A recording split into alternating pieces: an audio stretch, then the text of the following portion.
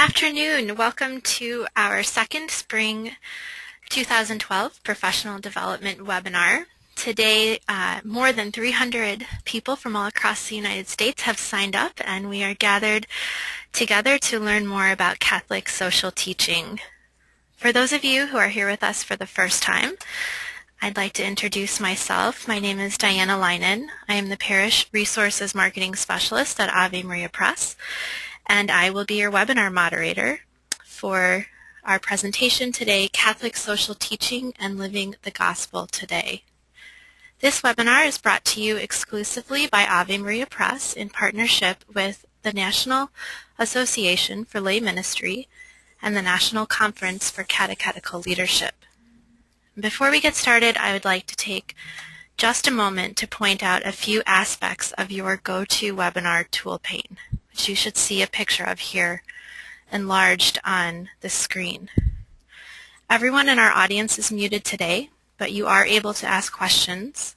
Questions may be sent to our presenter through an instant message. So please take just a second to find the box for typing questions. It's right here. And if you can find that on your GoToWebinar tool pane. You'll also see the send button. Simply click that button when you're finished typing your message, and we will be sure that question gets to our presenter, who will be answering those at the end of the workshop. So now that we've gone through all the technical information, I would like to extend a very warm welcome to Father Kevin McKenna. Father Kevin McKenna is the pastor of the Cathedral Community in Rochester, New York. He is past president of the Canon Law Society of America and former chancellor and canonical consultant for the Diocese of Rochester. He is the author of numerous articles and books, including A Concise Guide to Canon Law and A Concise Guide to Catholic Social Teaching. Father McKenna also serves as a general editor for the Concise Guide series at Ave Maria Press. So Father McKenna, welcome, and thank you for being with us today.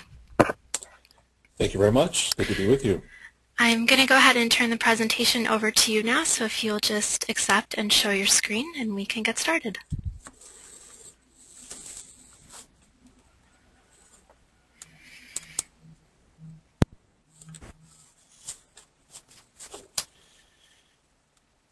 Are we all set? Yes, we are. Looks good. Okay. Very good. Thank you very much. I thought perhaps we could start our session today with a prayer. And by the way, my greetings to everyone who is on board today. It's good to speak with you.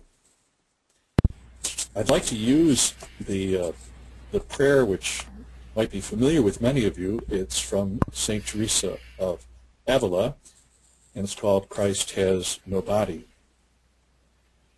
Christ has no body but yours, no hands, no feet on earth but yours. Yours are the eyes with which he looks, compassion on this world. Yours are the feet with which he walks to do good. Yours are the hand with which he blesses all the world. Yours are the hands, and yours are the feet. Yours are the eyes. You are his body. Christ has no body now but yours. No hands, no feet on earth but yours. Yours are the eyes with which he looks, compassion on this world. Christ has no body now on earth but yours. I like that prayer because I think it undergirds very well Catholic social teaching, by which we work with the teachings that the Church has formulated over the last centuries, particularly the last 100 years, trying to put into practice the life and the words of Jesus and to make those concrete in our experience today.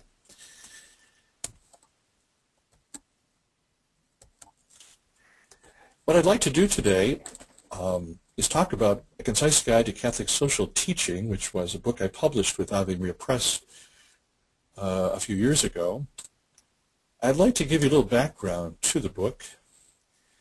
I'd like to talk about what is the main content, and that is the 7 themes of the American bishops on Catholic social teaching. And then I'd like to spend a little time talking about what are ways that we can implement this Catholic social teaching, which I think cries out for implementation more and more every day. So I think it's a pertinent topic. It continues to be a topic that is even receiving a lot of news these days. So I think it's something that we need to continually grow in familiarity with. How this book came about, as was mentioned in Deanna's introduction, I wrote a book on canon law, which some people refer to as the dark side of the good news. When I was working in the Diocese of Rochester in the office, I worked in a variety of capacities, including Chancellor, and I was receiving a variety of questions about canon law and our legal procedures. And I attempted to put some of the commonly asked questions and some of my responses together. And I was able to have that book published with Ave Maria Press. I decided when I was asked, I think Ave Maria Press was pleasantly surprised that actually there were some pastoral ministers who were purchasing this book, that they were interested in learning more about canon law. They asked me if I would consider another book for them, which I was happy to do. And they suggested doing a book on annulments, declarations of nullity, which is always a very hot topic among canon lawyers. And I suppose we're often identified with that particular area of the law, annulments. People think of going to the church to get an annulment. So I was thinking about that, and I would have been happy to do that, but I think a lot of people have done some excellent work in that area. And I decided instead, I asked them if it would be all right if I did a book on Catholic social teaching and try to make it user-friendly to a certain extent, because that's what my aim had been in canon law, to make it rather user-friendly. So I had read in the past some of the encyclicals, and it would be these letters from the Pope that usually talk about a specific topic that has some moral or some religious significance to the world at large. I had read through them, but I must confess that at times I found them very difficult to get through. They sometimes seem to be written for a philosopher or a philosophic mind or a moral theologian or any kind of a theologian. And if these were going to be, I thought, made practical for the person in the pew, it might be helpful if they were made a little more user-friendly and more understandable. So what I attempted to do was to go through the social teachings, the encyclicals that the Pope had written since Leo XIII back in 1891, this first one in Rerum Novarum. I tried to go through all of these encyclicals, and I tried to summarize them, to put them into a format that I thought could be more understandable to the person in the pew who was just going to familiarize themselves with the concepts of this social teaching from the very beginning. So that's what I attempted to do, and I also appreciated and realized when I was attempting this task that I had to be very careful, because I didn't want this book to be a compilation of Catholic social teaching according to Kevin McKenna. I wanted it to be the teachings of the popes and also of the bishops of the United States, who have also produced a wide variety of pastoral letters and other documents that also would fall under the same auspices as Catholic social teaching. So as I attempted to combine these, I began to see the importance that the Catholic social teaching has had over the years of building up and strengthening our human community as well as the church. For these teachings that have come on Catholic social teaching have great application not only to the church but also to the world. And at the same time, I think the popes and the bishops have been very carefully reminding us that Catholic social teaching is not only directed towards the world, but it's also directed towards us in the church. that we can't preach about something that we're not living ourselves. So again, to go through the Catholic social teachings of the Church, I think can be very helpful for us, not only because at times it puts us in a very prophetic stance in terms of the world, but it also is a cause for us to do some self-reflection on how well we are living the gospel message ourselves this day as it comes through in the practical applications of the Catholic social teachings, and as these social teachings attempt to announce the moral principles that are contained in the Gospels. So I began to see that the Church's social doctrine in these encyclicals and the social teaching of the Church is a very integral part of our evangelizing ministry in the diocese, but of course in the parish. It touches on very important themes about justice and freedom and development and relationships between people and peace. And this evangelizing initiative of the Church is, I think, one of the perspectives that we can use in terms of our use of Catholic social teachings, that in some ways, as we work to promote the Catholic social teachings, I have found that people who are not even Catholic become even more interested in learning more about the Church because they have become familiar with this particular aspect. So as a teacher of the faith, I think the Church, by promoting its Catholic social teaching, is doing us a great service, and becoming more and more convinced that none of us can remain indifferent to social matters, that is, things that are going on in the world around us that have some particular moral encyclical. So these social encyclicals are based on Hebrew and on Christian scriptures. And again, to read through them is many times an opportunity that's given to us, these encyclicals, to do some exegesis on Scripture, because obviously the arguments that are put forth by the bishops and by the popes are many times very strongly based on the scriptural evidence, on the teachings, obviously, of Jesus Christ. The popes have exercised, I think, over the years, a very passionate response on social issues in their teachings, in presenting the Church's teachings, and I think the Episcopal conferences have attempted to follow this model. Our bishops, as you are probably aware, did, I think, a great service to the Church by several years ago taking on some very hot topics of the day on peace and on the economy. And they went about it, I thought, in a very unique but a very helpful way. They attempted to solicit a lot of input.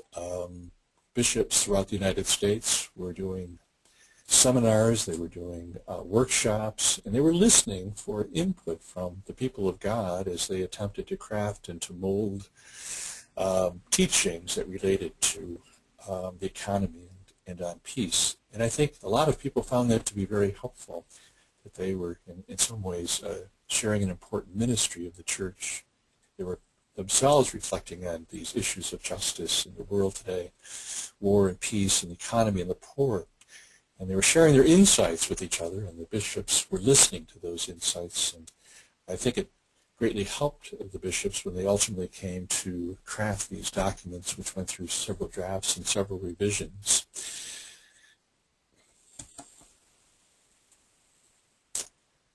So back in several years ago, 1998, the United States Catholic bishops decided that we had an awful lot of teaching in this area, Catholic social justice, Catholic social teaching, but they thought, how can we make it more understandable, usable? We've just got a lot of books, we've got a lot of encyclicals. How do we do something and make it a little more consistent? So they put together in their document, Sharing Catholic Social Teaching, Challenges and Directions, a framework for looking at our Catholic social teachings, in which they used a framework. They used 7 categories, and this is how they decided to organize our Catholic social teaching: under the life and the dignity of the human person, our call to family, to community, and to participation, rights and responsibilities, option for the poor and for the vulnerable. The dignity of work, the rights of workers, solidarity, and care for all of God's creation. They originally came out with those first 6 topics, but then they became aware and much more conscious that caring for God's creation certainly is an important area for concern, and they added that to the theme. So we now work with 7 themes in Catholic social teaching, and this is exactly the framework that I attempted to utilize when I did my concise guide to Catholic social teaching. I took these 7 themes that had been outlined by the bishops, and I attempted to go through the Catholic social teaching found in the encyclicals and found in the pastoral letters and other documents of our bishops and from the Conference of Bishops, and I attempted to put them in chronological order under each one of those 7 categories, so that in some ways you can see the growth and development of the Catholic social teaching as it kind of evolves. And it's evolving because the encyclicals usually follow up because there is an issue that has ramifications and significance for the Church about social teaching.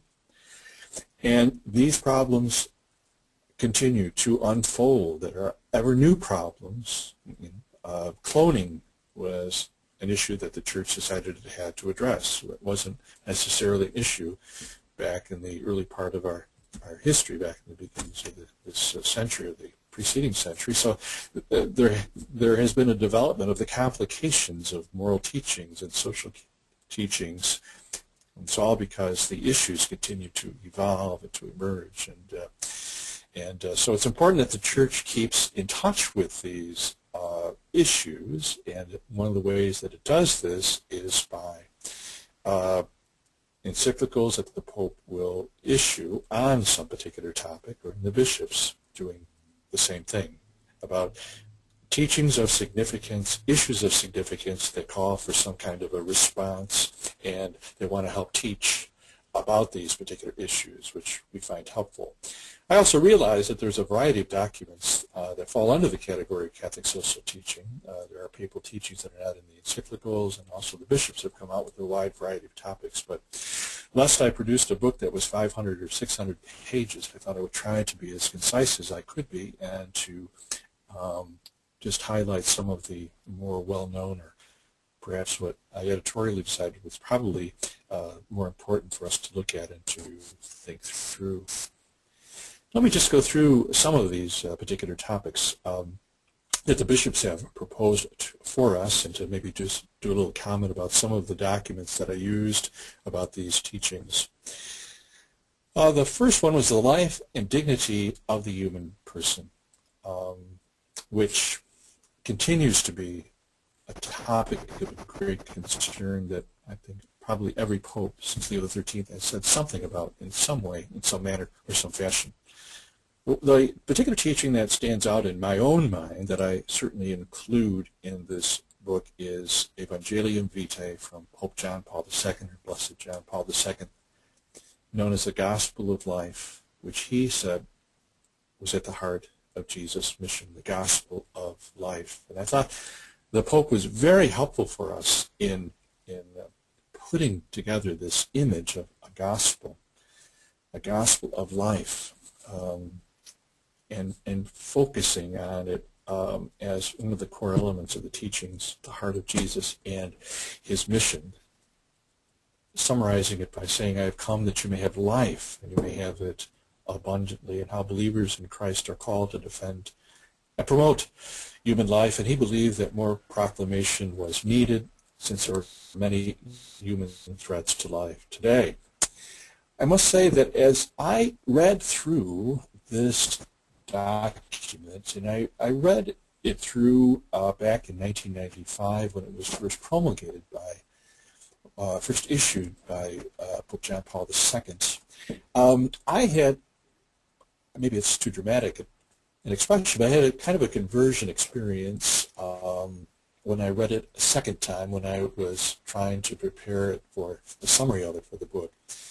I was very impressed with it the first time I read it back in 1995, but I became even more impressed with it as I read through and saw the beautifully consistent message that John Paul II was articulating and creating in this particular encyclical. And I thought to myself, if there was a person who was struggling with this issue, and we know there's a variety of forums for today where this issue is personally addressed by many Catholics and people not of the Catholic faith.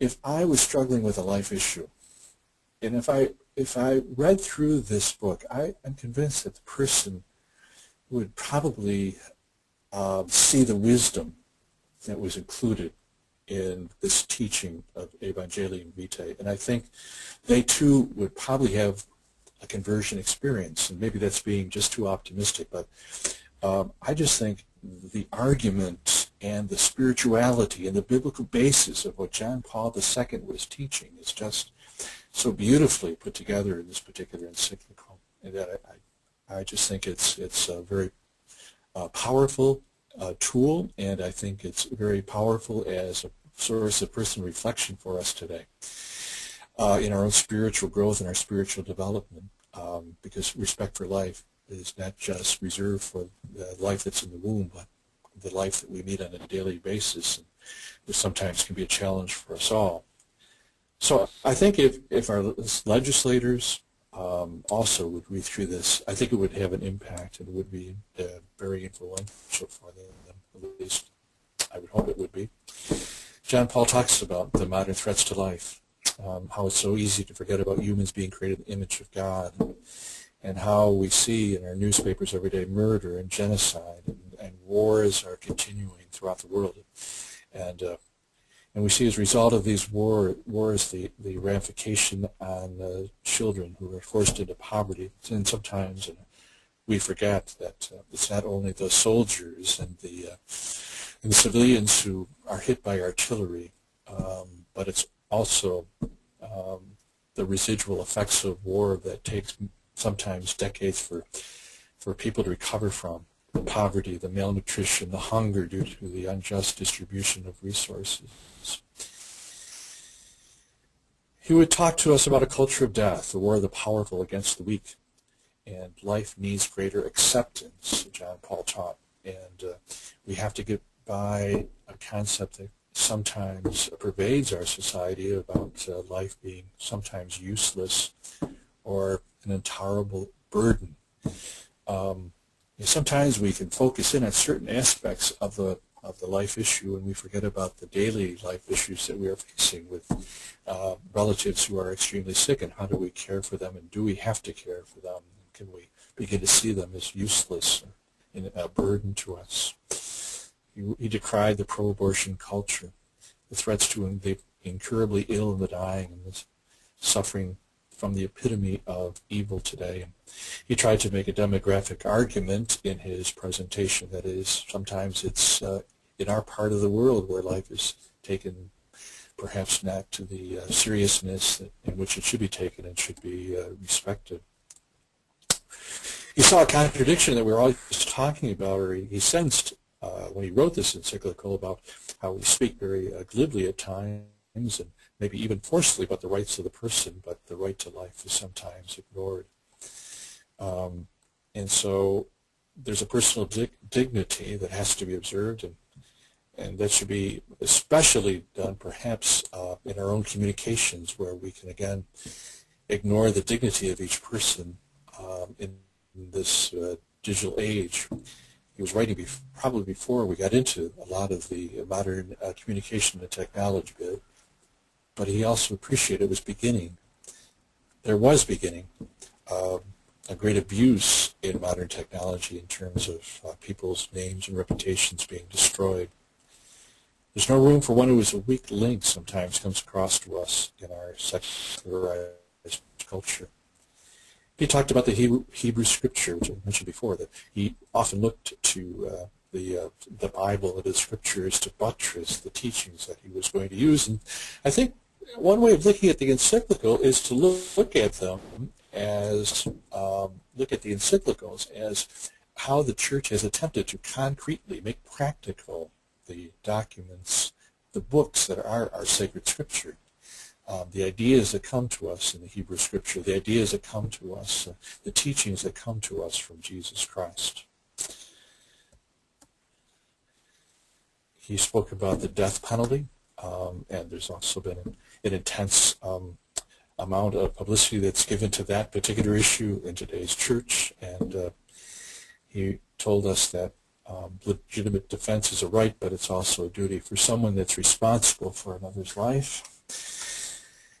The issue should be examined in the context of human dignity, and I'm not sure that that's often what comes to our mind when we get into that question, the issue of human life. Think about that particular human life. We have, within our democratic culture, some very difficult challenges.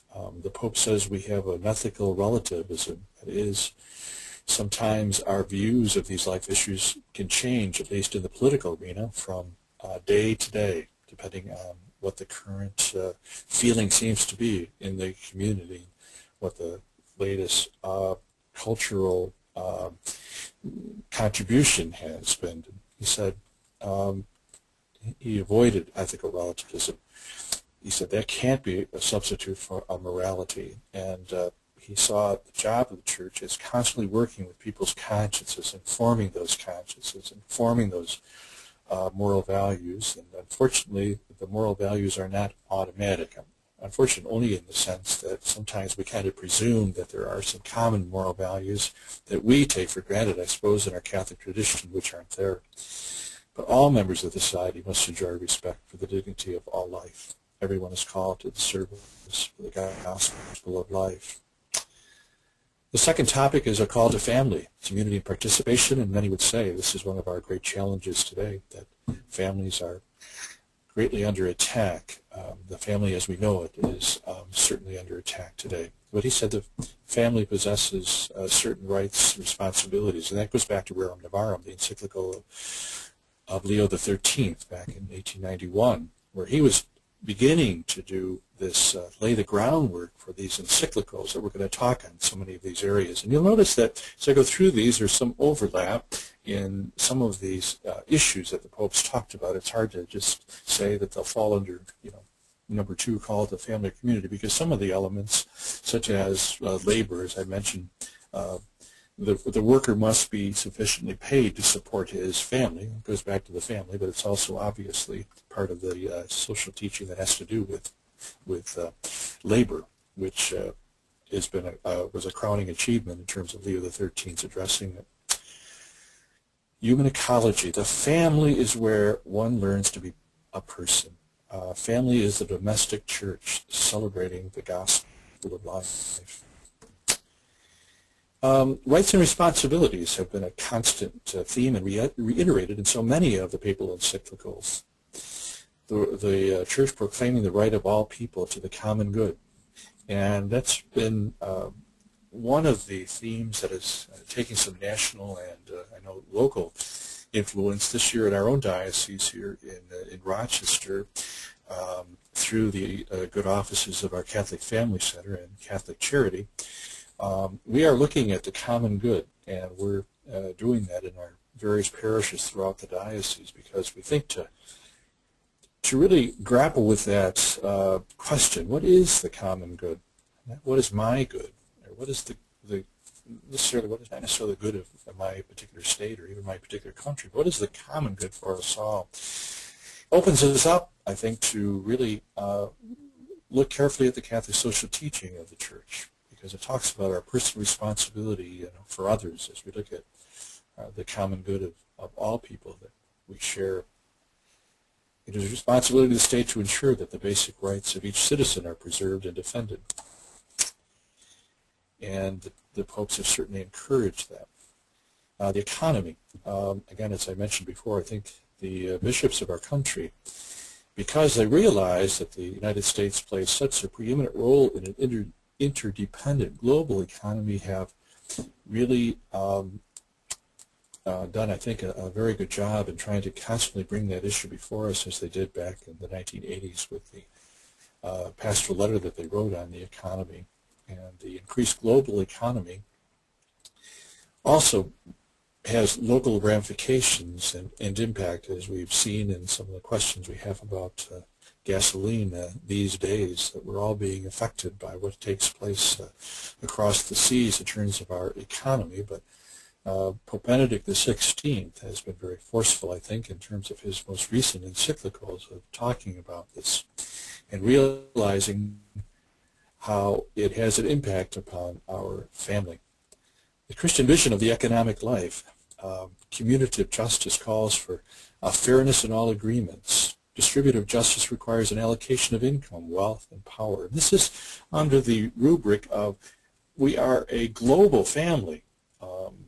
So a lot of the things we do here as a country have a significant impact around the world that impacts other cultures, economies, and environments. So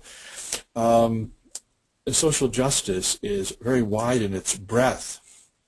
Social justice means that people have an obligation to be active and productive in the life of the society, which society enables, realizing that our society is going to have an impact on other societies. So the bishop said the Christian faith imposes certain limits on our perspective about material goods.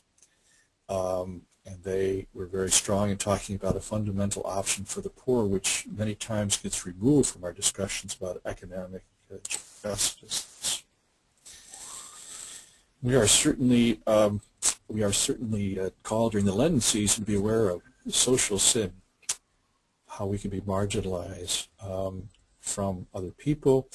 We can be separated from the marginalized within our particular area, and it's hard for us many times to see these people as members of our family. The popes have talked with some consistency about the option for the poor and the vulnerable, the important dimension of the gospel of Christ, the respect and the dignity and assistance that are given to the poor and the lowly in a society. And many times, as John Paul II says, a society's, it can be evaluated in how it treats those who are poor, those who are on the bottom rung, those people who have perhaps at times the most need. Rerum Novarum, again, Leo XIII, saying that the human person can never be looked at as just a commodity. Private property is a natural right, and workers and employees must work on their mutual relations in a spirit of human solidarity.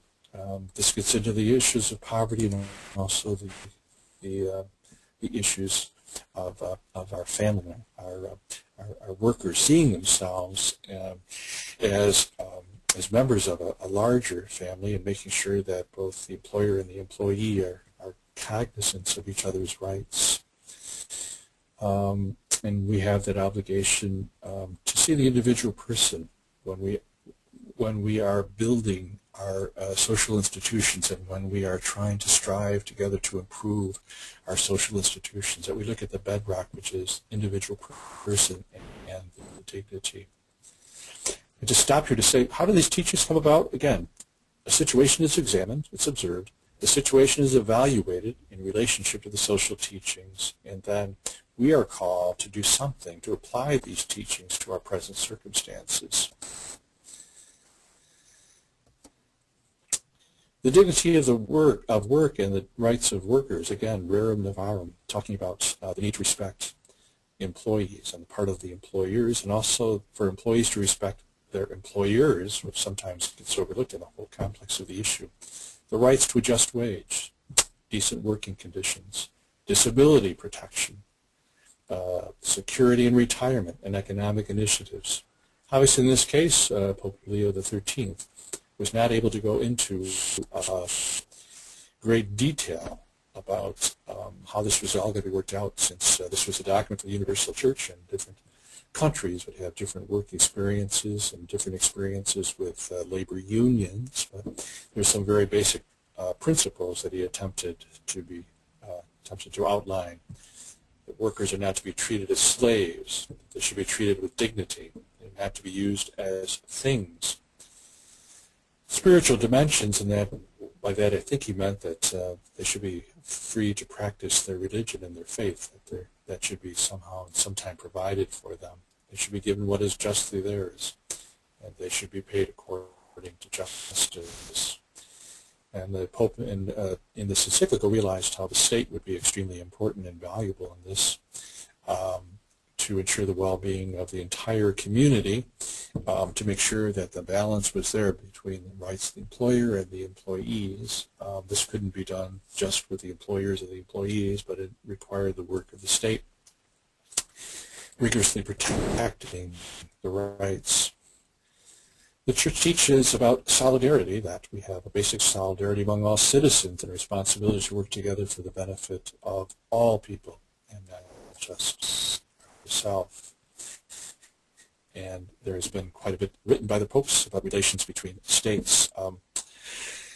How there has to be we must work reciprocally with other nations. Sometimes I think a country can have the idea that they are entitled to respect for their own rights, but sometimes they forget about rights for others. And again, Pope Benedict XVI, in his most recent encyclical, has been very strong about that the rights of every nation must be observed and must be honored. And certainly when you talk about nations and solidarity that exists among nations, we talk about peace, about the task of peacemaking, the biblical vision of it, bringing about the kingdom of God. Peace is a gift from God, and our responsibility to extend that peace to others.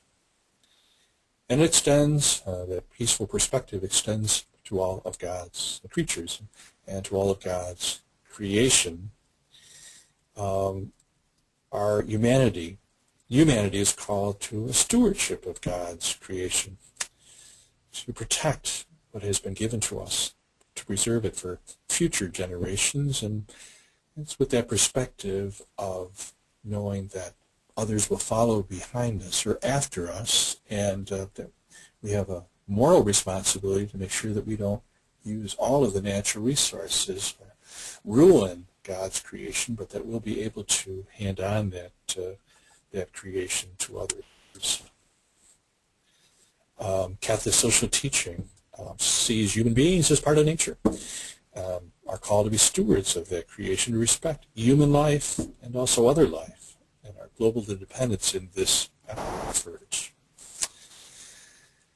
The role of developed nations, which John Paul II was very strong in. Again, this is a theme that's been taken up by Pope Benedict XVI about our conscious responsibility for working with underdeveloped nations, about our consumption of our human commodities and our resources. We need a sustainable social and economic development that will assist those areas of the world that are struggling right now, because they are among the poorest of the poor.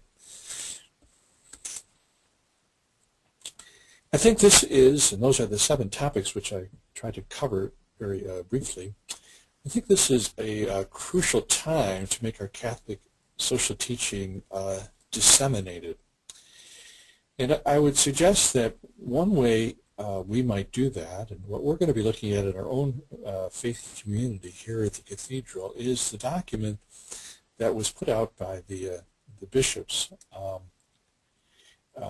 several years ago, and it's been reissued this year with a new introduction, an introduction added called Forming Consciousness for Faithful Citizenship, or Faithful Citizenship. It's a call for all of us to political responsibility. The bishops have continued to give guidance over the years, but it's particularly acute, I think, and very important during an election year, when many of the candidates and many people are talking about issues that have great ramification for us as Catholics and for the country. The 2011 has an important introductory note that tries to take the 2007 document and make it relevant to 2017 or 2012. The abortion, these are the issues that the introductory note focuses on. That they're telling us, the bishops are telling us, these are the areas that we should be particularly concerned about and that we should be updated about ourselves and working on: abortion, the violation of conscience in healthcare, education, and social service, our efforts to redefine marriage, efforts that are taking place within in the United States and other places right now, the economic crisis that we continue to deal with, our broken immigration system, and the wars that continue on terror and on violence. I think we struggle today to know, why does the Church teach about issues affecting public policy? Why do we need to address political and social actions, social questions? We are called to have a well-formed conscience. We are called to work on our virtue of prudence, because sometimes these issues are going to be extremely challenging and complex, and we'll need some prudence to decide what will be the best way to address them. They have invited us to always bring to mind, how are we doing good and avoiding evil when we look at these issues?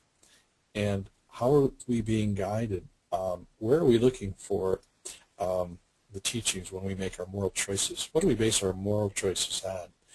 They suggest that we use the 7 key themes that we talked about today, Catholic social teachings, that we examine those teachings, that we share those teachings in our own faith communities, so that it will be a backdrop by which we can use to look at the elections, and we can look at the policies that are being discussed and some of the ideas that are being discussed.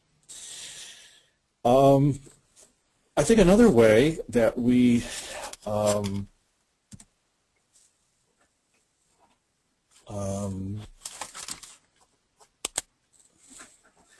can examine the whole wide spectrum of Catholic social teaching is, how is it affecting me and my community in terms of how well we are each day living the gospel message? Several years ago, I did another book. I called it "You Did It For Me: Care of Your Neighbors, a Spiritual Practice," and I looked in my own community for those people who seem to be living the message of Catholic social justice. They seem to be particularly appreciative and were doing what I thought to be an excellent job of proclaiming it in whatever their ministry, their mission, or their daily life was. And it covered a wide spectrum of people. It was people religious, women religious, it was priests, it was lay people.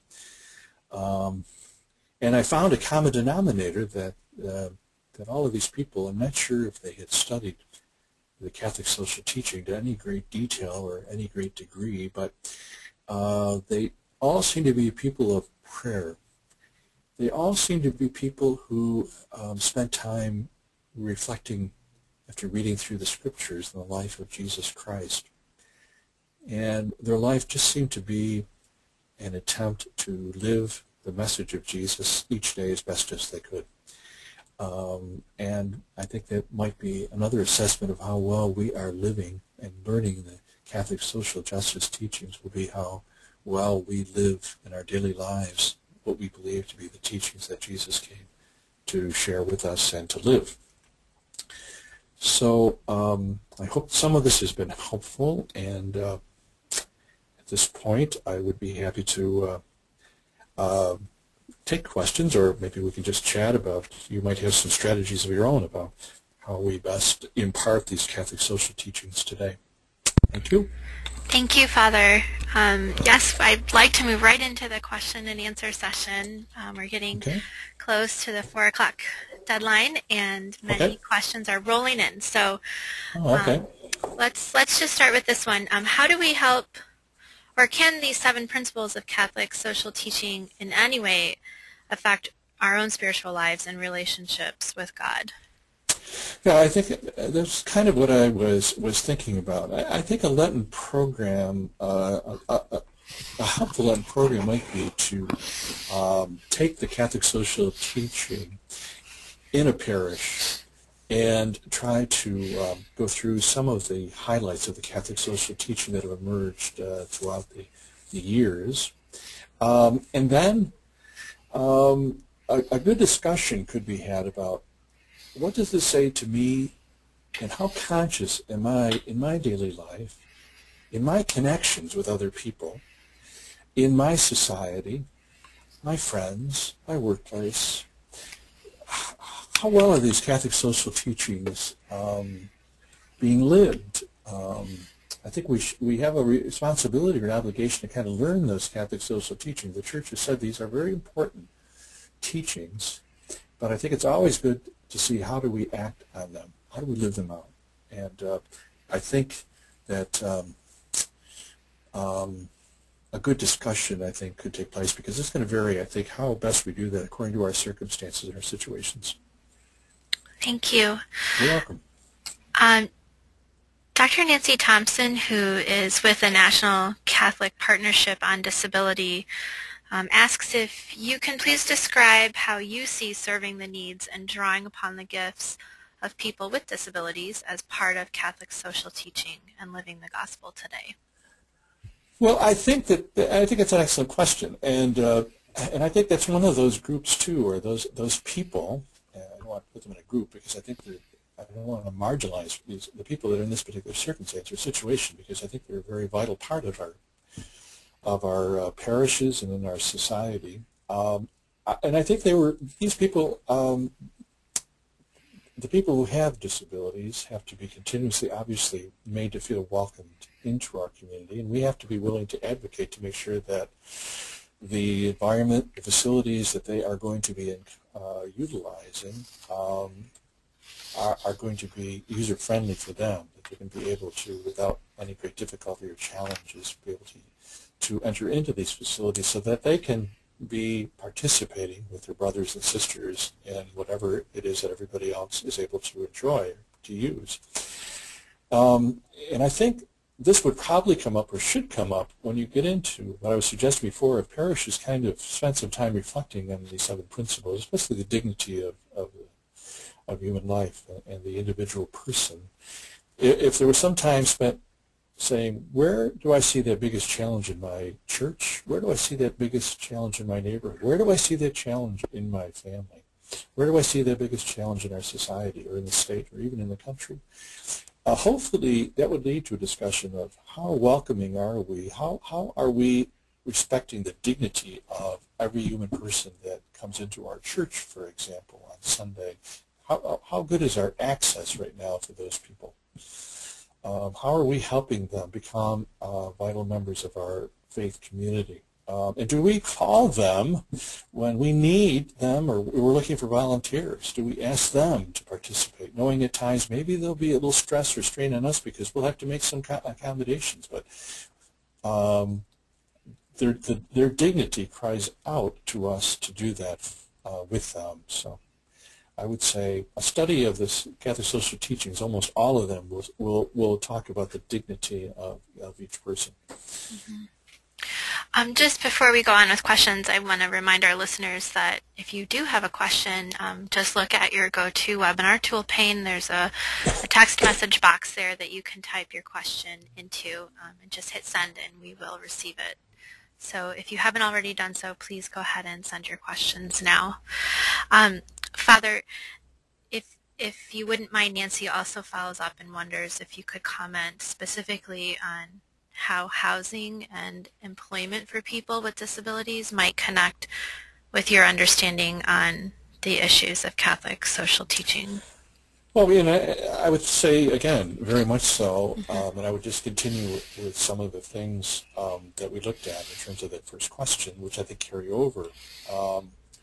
I think it would be well for community, Catholic community or a parish, and even an individual to kind of reflect on that right of the person to dignity and some of our rights, to housing and accommodations. I mean, the state certainly has to be brought into this issue because they have the responsibility for protecting the common good within our society and being solicitous for those issues as regards access and accessibility for those who are disabled in any way. And it's a constant challenge to them, but it's one that I think that they have appreciated and realized. And I know our city, I think we've done a fairly good job in that, and I think there are other jurisdictions that do as well. There's also, I think, an important call for all of us to advocacy. And sometimes we might limit ourselves to the concept of advocacy for the poor that maybe comes to our mind right away. But there are other constituents that we have within our faith communities that also deserve advocacy, so that if we see that perhaps in our local jurisdiction there's some problem with housing, or there's some issue with accessibility for those who are handicapped, then I think we have a responsibility, and the church would call us to a responsibility of advocacy for going to our city or to our state or whoever has that responsibility, and clearly articulating to them this need for improvements or changes. And I think sometimes we take on a good prophetic stance when we do that. That's helpful. Thank you. Mm-hmm. Let's see. Steve wants to know, do you see a connection between the use of Catholic social teaching and evangelization and fostering appreciation for Catholic mission by those who don't necessarily embrace the Catholic identity? Well, again, it is an excellent question. I think, let me just say, a practical way that could be addressed. I think a practical way that could be addressed. I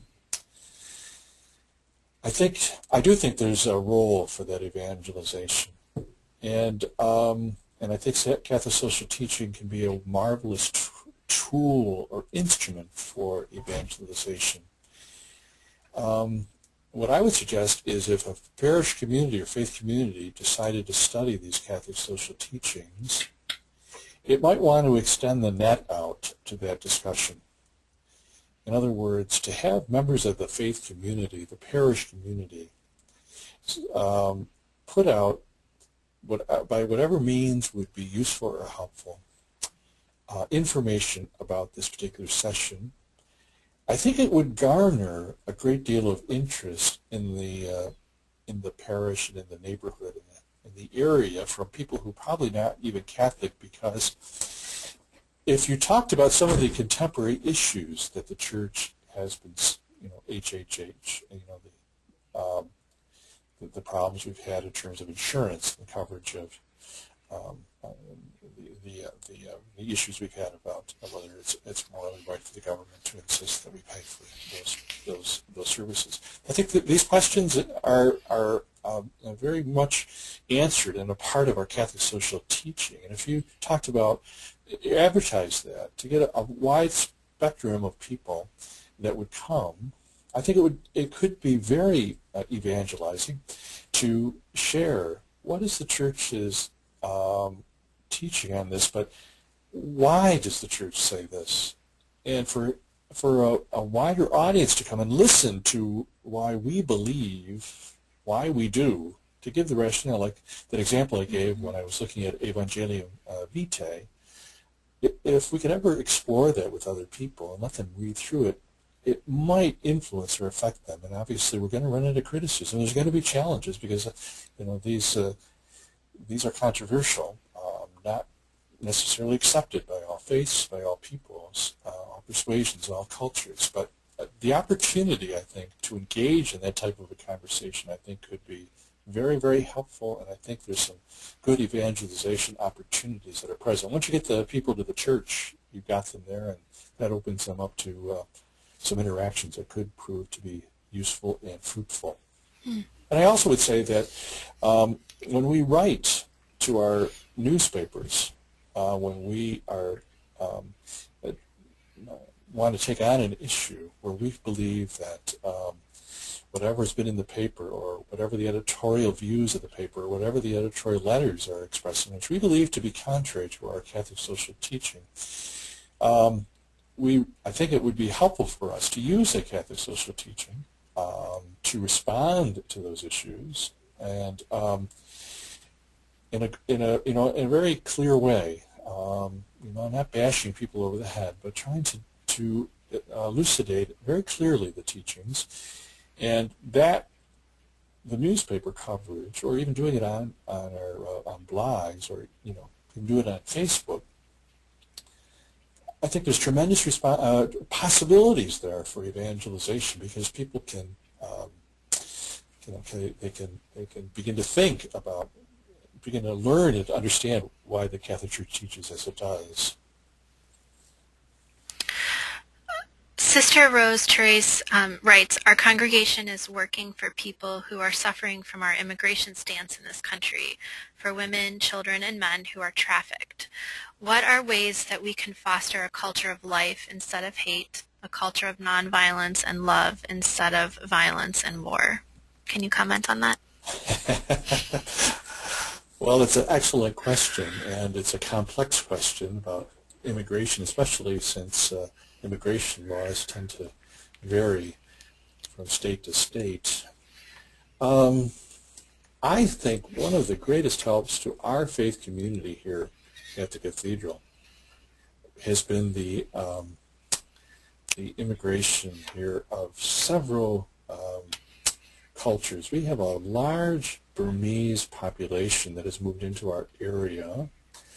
We have many Africans who have moved into our area, and we were able to set up a what we call Mary's Place, a refugee center for them that attempts to help them.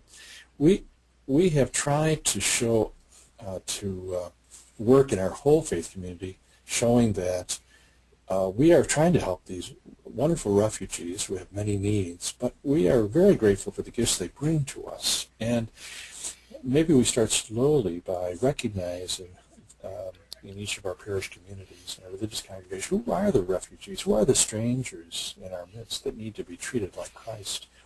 And hopefully, as we work with these people, there's a ripple effect, and we begin to advocate for them.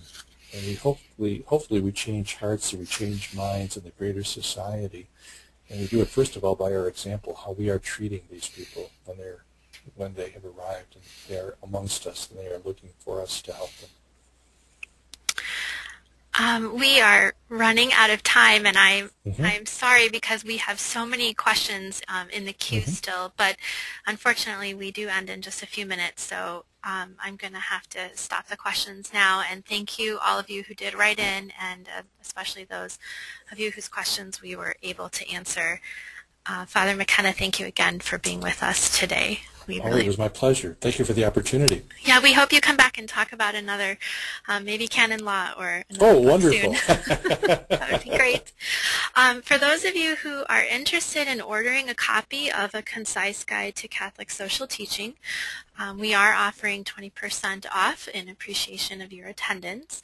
An email with the code that you see on your screen will be sent to you, but I'll pause for just a moment so that you can write it down. The code is EAN021204ER8N, and that discount of 20% is valid through Monday, March 6th. If you are not already a friend of Ave Maria Press online, please be sure to join us on Facebook, Twitter, YouTube, Vimeo, our religious education blog. We have an app on the iTunes App Store and all of our other social media outlets. We look forward to connecting with you there. We want to let you know that there are more professional development webinars scheduled for this spring. Next up is Walter Grazer, a consultant for the National Religious Partnership for the Environment. He will be presenting Catholics Going Green, Our Call to Stewardship and the Journey of Living Environmental Justice.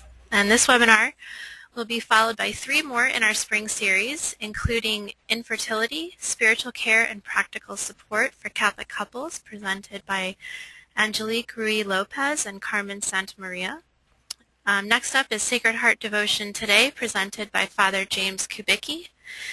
And finally, How to Get Through the Bible in an Hour, presented by Dr. John Bergsma, professor at Franciscan University of Steubenville.